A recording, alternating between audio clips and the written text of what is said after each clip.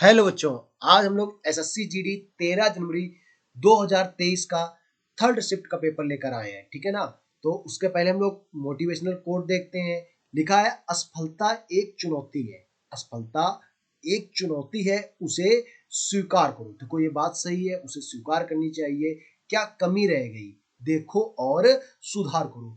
हम लोगों को सुधार करना है। अगर हमारा एसएससी जीडी 2022 का एग्जाम नहीं निकला था तो क्या कारण था? क्या हमारा जीएस में स्कोर अच्छा नहीं था? अगर जीएस में आपका स्कोर अच्छा नहीं था तो इस बार हमारे साथ जुड़े हो। 70% एग्जाम, ये जो एग्जाम में जो क्वेश्चन आते हैं वो जो क्वेश्चन होंगे यहीं से फंसने वाले हैं। तो भाई 70% क्वेश्चन यहीं से फंसने वाले हैं। तो वीडियो को एक बार क्या कर लो भाई, लाइक कर लो। ठीक है ना, वीडियो को लाइक करो, चैनल को सब्सक्राइब कर लो। ठीक है, चलते हैं हम लोग बिना देरी किए हुए पहले क्वेश्चन पे। आज का पहला क्वेश्चन देखते हैं क्या लिखा है। आज का पहला क्वेश्चन, क्वेश्चन लिखा है कि भारत में सहकारी बैंक राज अधिनियम के अंतर्गत पंजीकृत होता है। तो जो सहकारी जो बैंक अधिनियम है सर्वप्रथम कब आया? तो सबसे पहले बात करते हैं, सबसे पहले या कब आया? तो सबसे पहले की बात करते हैं, सबसे पहले या 1912 में आया था। उसके बाद कब आया भाई? उसके बाद भी आया होगा। तो उसके बाद आया था 1949 में आया था। उसके बाद भी आया होगा भाई, बिल्कुल उसके बाद भी आया था। उसके बाद आया था 1965 में। तो ये जो सरकारी बैंक अधिनियम है ये 3 बार अभी तक आ चुके हैं। ठीक है, 3 बार आ चुके हैं। अगर हम बात करते हैं आरबीआई की, तो आरबीआई है, आरबीआई द्वारा ये विनियमित होता है। आरबीआई द्वारा क्या होता है भाई? ये विनियमित होता है। आरबीआई द्वारा ये विनियमित होता है। ठीक है, अगर हम बात करते हैं इसमें कौन कौन सा जो अधिनियम के अंतर्गत जो पंजीकृत होता है वो कौन सा होता है? उद्योग होता है या सहकारी समितियां होती हैं या कंपनियां होती हैं या अल्पसंख्यक होते हैं। तो इसका राइट आंसर क्या होगा भाई? सहकारी समितियां। इसका राइट आंसर होगा सहकारी समितियां, इसका राइट आंसर होगा। ठीक है भाई, अगले क्वेश्चन की ओर बढ़ते हैं। इसका राइट आंसर देख सकते हो आप, सहकारी समितियां हैं। अगला क्वेश्चन देखो क्या लिखा है, खेलो इंडिया गेम्स का पहला संस्करण किस वर्ष आयोजित हुआ था? तो हम बात करते हैं ये पहला संस्करण जो हुआ था 31 जनवरी से हुआ था और ये 8 फरवरी के बीच में चला था। 31 जनवरी से 8 फरवरी के बीच में यह पहला संस्करण चला था। ठीक है भाई, 31 जनवरी से 8 फरवरी के बीच में चला था। और कहाँ पर आयोजित हुआ था भाई? दिल्ली में आयोजित हुआ था।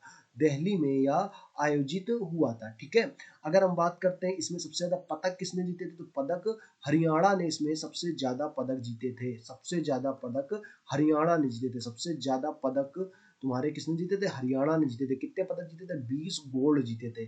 20 गोल्ड मेडल हरियाणा ने इसमें जीते थे। कब आयोजित हुआ था पहला संस्करण? तो 2018 में हुआ था। हमने डेट आपको बता दी कब, 31 जनवरी से 8 फरवरी के बीच में हुआ था। कब हुआ था भाई? 2018 के बीच में हुआ था। ठीक है, हम लोग देख सकते हैं इस तरह से 2018 इसका राइट आंसर होगा। अगले क्वेश्चन की ओर बढ़ते हैं हम लोग। लिखा है, डैश को शुरू की गई स्टार्टअप इंडिया पहल उद्यमियों द्वारा सर्वप्रथम सर्वप्रथम देने के लिए उद्देश्य से कई कार्यक्रम शुरू किए गए। ये जब जो तुम्हारी स्टार्टअप इंडिया थी तो उस समय के अगर बात करें इसको शुरू किसने किया था? तो उस समय के हमारे जो वित्त मंत्री थे, कौन वित्त मंत्री थे भाई? अरुण जी, अरुण जेटली जी।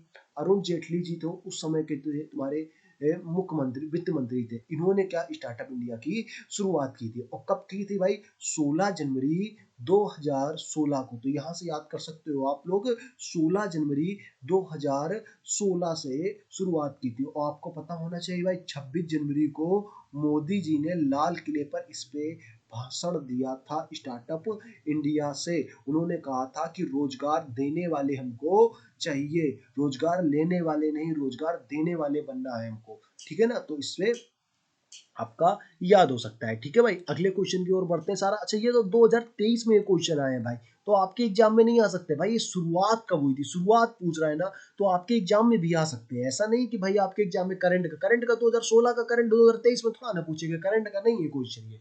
ठीक है, अगले क्वेश्चन की बढ़ते हैं। एल्कीन्स के समान सूत्र क्या होते हैं? तो आपको अगर बता दें हम, एल्केन की अगर बात करते हैं हम लोग, एल्केन के समान सूत्र क्या होंगे? ठीक है ना, तो एल्केन के अगर समान सूत्र की बात करते हैं तो एल्केन के समान सूत्र CnH2n +2 होता है। एल्केन का समान सूत्र क्या होता है? CnH2n+2 होता है। अगर हम लोग एल्काइन के समान सूत्र की बात करते हैं तो एल्काइन का जो समान सूत्र होता है वो क्या होता है भाई?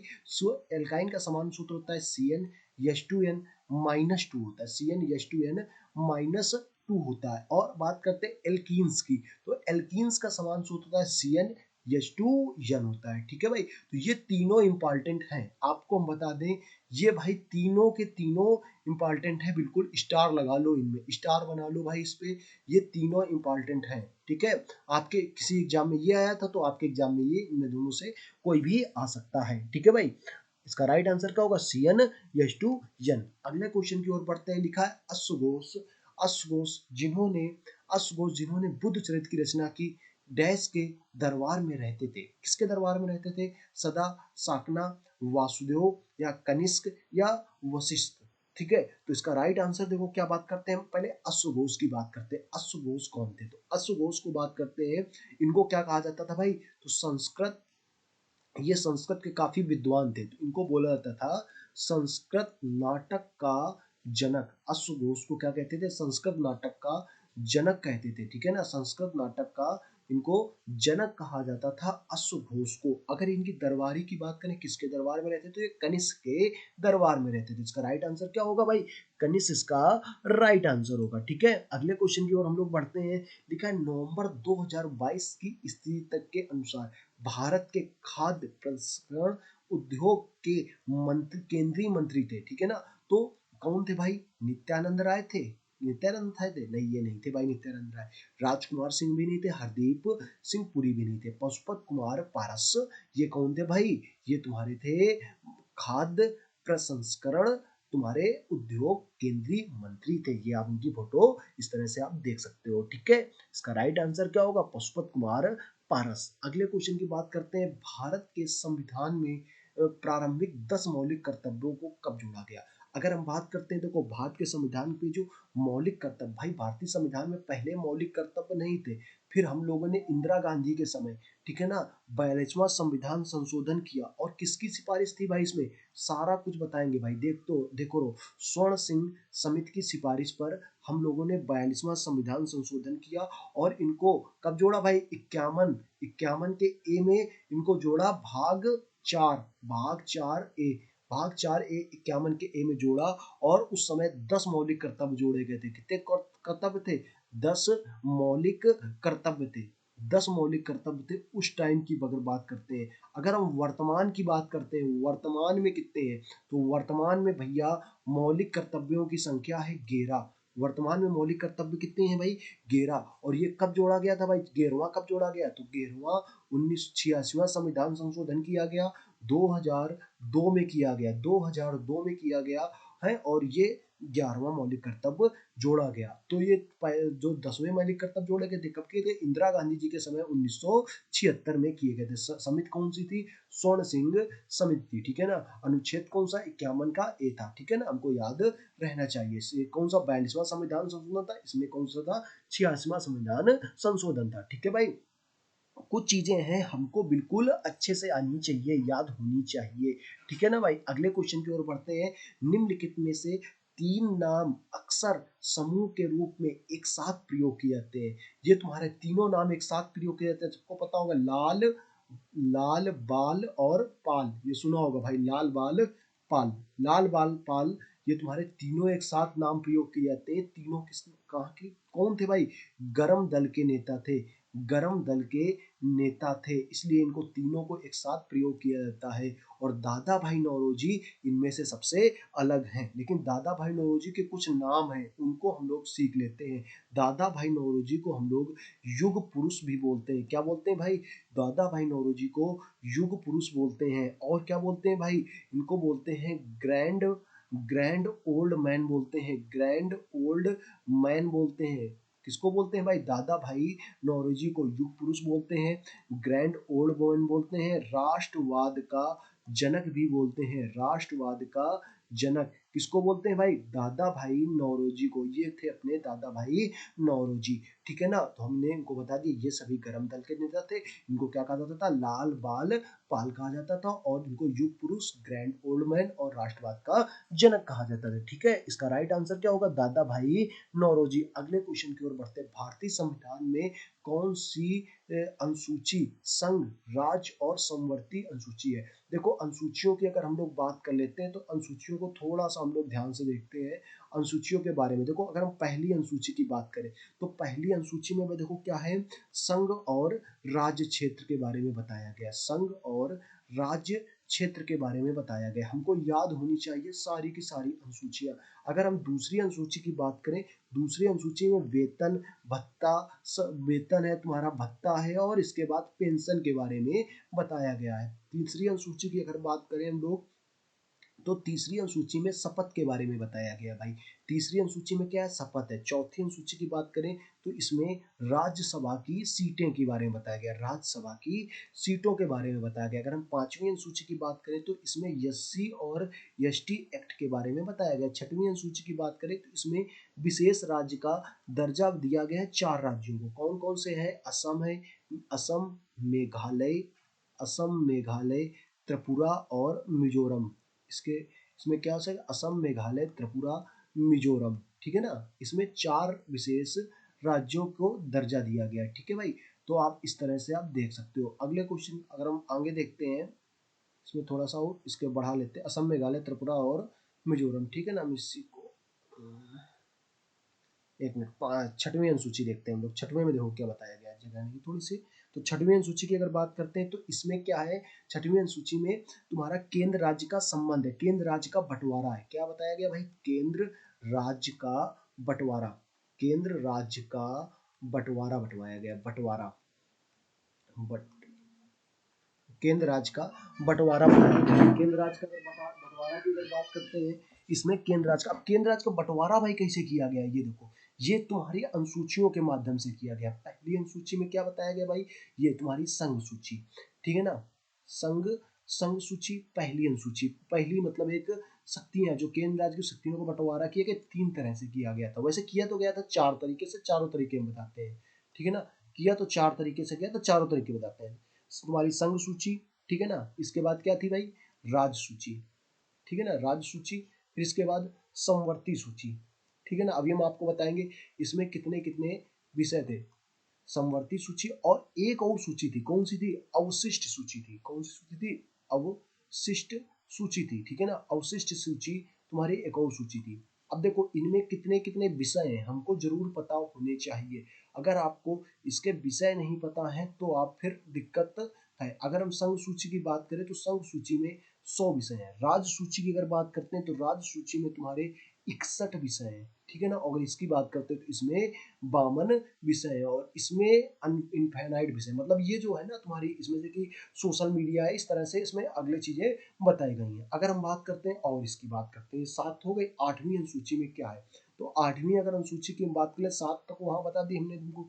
8वीं अनुसूची में देखो क्या है, तो 8वीं अनुसूची की अगर हम बात करते हैं तो 8वीं अनुसूची में 22 भाषाओं के बारे में बताया गया। अभी वर्तमान में भाषाएं कितनी है अनुसूची में, तो 22 भाषाएं। प्रारंभ में कितनी थी, 14 भाषाएं प्रारंभ में थी। ठीक है, अगर हम 9वीं अनुसूची की अगर बात करते हैं तो 9वीं अनुसूची में भूमि सुधार के बारे में बताया गया, भूमि सुधार के बारे में बताया गया है। अगर हम 10वीं अनुसूची की बात करें तो इसमें एक कानून लाया गया था राजीव गांधी की सरकार के समय, दल बदल कानून, दल बदल कानून। तो 9वीं अनुसूची में क्या बताया गया भाई, 10वीं अनुसूची में दल बदल कानून के बारे में बताया गया। पहले अगर हम बात करते हैं मूल संविधान में तो 8 अनुसूची थी, प्रेजेंट में कितनी है, 12 है, प्रेजेंट में 12 है।